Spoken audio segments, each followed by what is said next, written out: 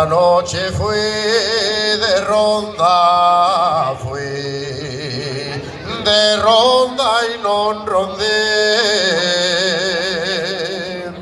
Mordióme el perruto, padre, ya perdí más que gané.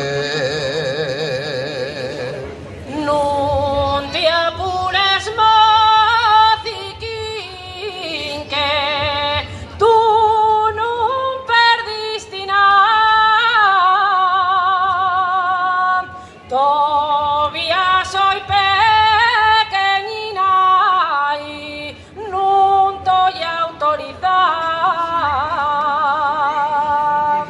Con tus padres fale yo, pero Sancho al año pasado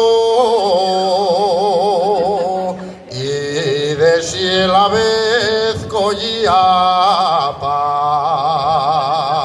la foguera de Espiaño.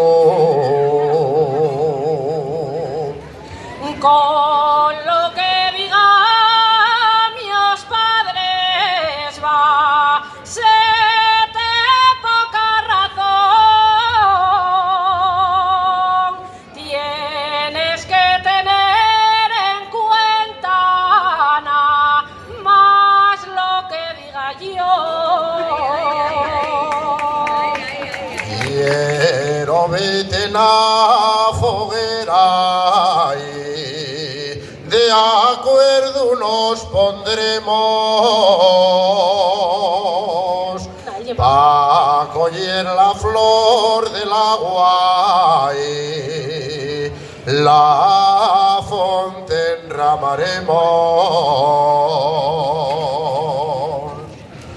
Pues ya estamos convencidos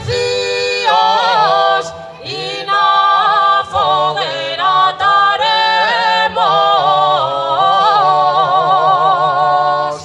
pa' que Sancho nos bendiga y pronto nos casaremos.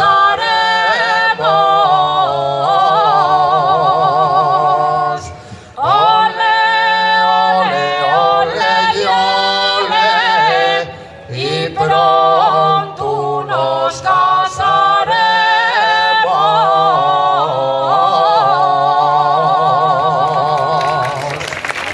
Muchas gracias.